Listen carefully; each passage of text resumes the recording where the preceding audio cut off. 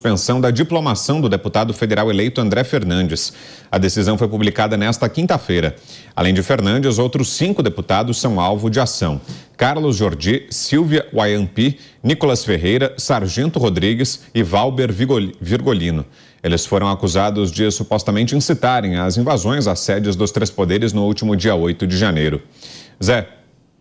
Eu já achei um pouco demais suspender o mandato de um senador eleito e reeleito daqui do Distrito Federal pelo voto popular por 90 dias. Né?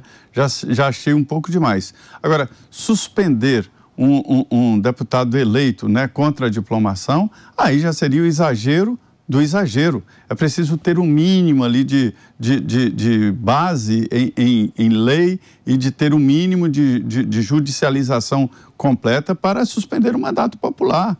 O mandato popular não é um direito individual, ou seja, um deputado não coloca debaixo do braço e viaja e leva. Aquilo é um direito político, é um direito de todos, é um direito da coletividade, até os adversários.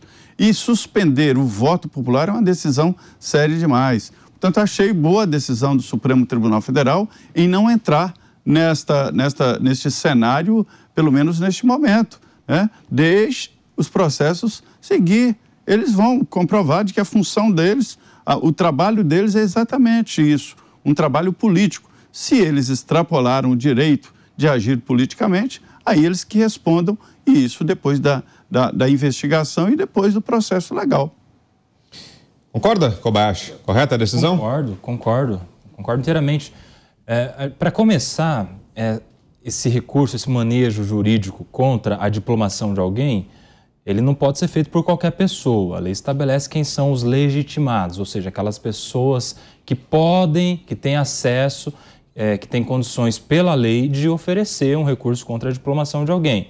Partidos políticos, candidatos registrados, coligações, enfim, Ministério Público, mas não é qualquer pessoa que pode ir lá e pedir para suspender a diplomação de um candidato eleito. Até porque em matéria eleitoral vigora um princípio que, em caso de dúvida, em casos difíceis, se houver um conflito entre direitos, deve prevalecer a vontade popular das urnas.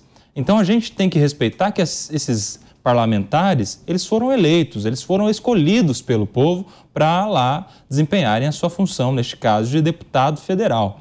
Agora, se houve ou não qualquer instigação de ordem criminal, já há investigação própria para isso que vai chegar em todas as pessoas que participaram efetivamente. Lembrando, é claro, que essa participação remota, essa participação de instigação, auxílio, financiamento, demanda uma prova muito forte, porque não é só provar que teve ligação, tem que provar intenção de golpe. Não é porque alguém incentivou alguém a ir para Brasília fazer uma manifestação que estava incentivando alguém a ir para Brasília fazer uma manifestação, depredando o patrimônio público e pedindo golpe de Estado. Então a gente precisa separar muito bem essas coisas. Mas em relação a essa decisão do Supremo, acertada. Não era o caso de suspender o mandato de ninguém. Isso seria, inclusive, uma coação de ordem política a todos os outros parlamentares. Pavinato. Nós só chegamos a essa situação toda porque nós vivemos numa sociedade conectada por redes de indignação e muito ódio, porque todas as decisões, grandes decisões do Brasil hoje são conhecidas de todos, porque são públicas, porque têm, quando importantes e quando na normalidade do funcionamento das instituições, elas são televisionadas, porque todos têm acesso aos documentos oficiais. Antigamente não existia isso. E nós só chegamos a essa situação porque, tendo conhecimento de tudo o que acontece na esfera do Poder Judiciário, as pessoas, mesmo sem entender as bases jurídicas daquela tomada de decisão, passaram a servir de claque, termômetro e fator de instabilidade ou estabilidade emocional de magistrados. Nós só chegamos a essa situação de incerteza em que qualquer um entra com uma ação para prejudicar quem quer que seja, porque nós entramos numa era da judicialização de tudo. Fez bem, obviamente, Alexandre de Moraes, em negar esse pedido. Primeiro porque não tem respaldo legal. Mas eu acho que ele devia também condenar com litigância de má-fé as pessoas que fizeram esse pedido. Afinal de contas, é um pedido ilegítimo e sem amparo nenhum na legislação brasileira. Nós só chegamos a esse ponto de estarmos comentando processos absurdos, pedidos antijurídicos, casos que nos fazem tremer porque podemos ser nós os próximos perseguidos, porque nós, durante muito tempo, nessas redes de indignação e ódio, nós apontamos o nosso dedo raivoso para os ministros que eram chamados sempre de garantistas. E digo isso aqui fazendo um desagravo a todos aqueles que fizeram todos os tipos de piadas, principalmente ao ministro Gilmar Mendes.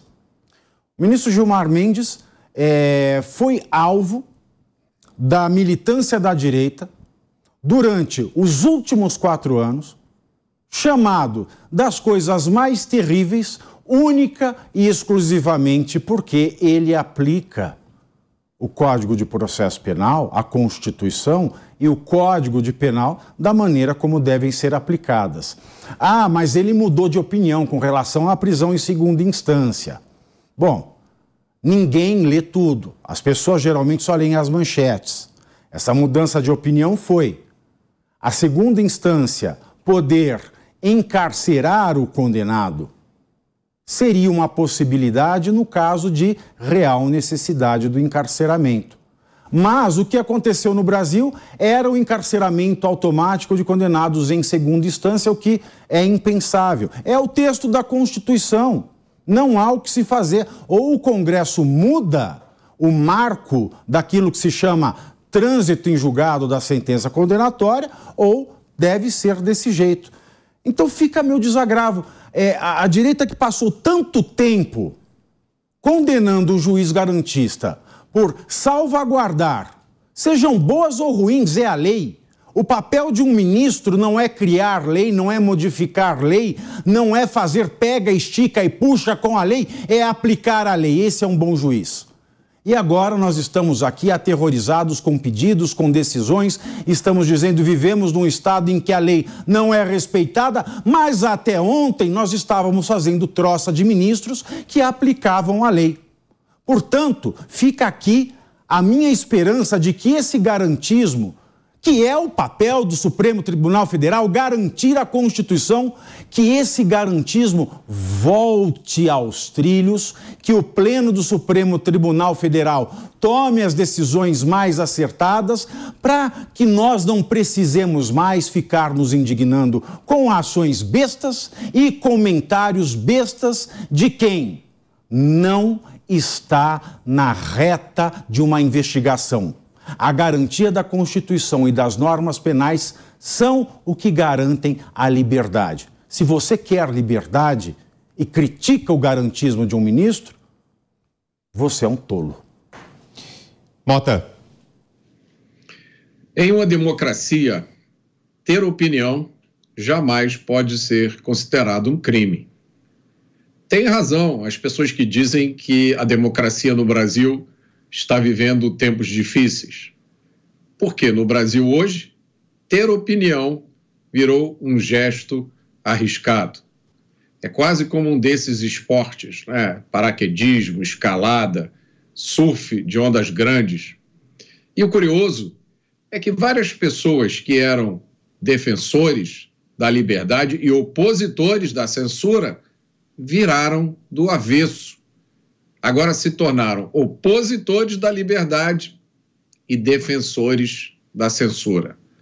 Se você discordar deles, você pode ser classificado com os piores termos e ser alvo das piores ofensas, sem nenhuma chance de defesa. E olha, é inútil tentar lembrar a essas pessoas que até pouco tempo ganhavam a vida atacando essas medidas, né, de coibição da liberdade de expressão, acabaram se transformando nos personagens que elas mais criticavam. E o general da reserva do Exército, Sérgio Etchegóin, que foi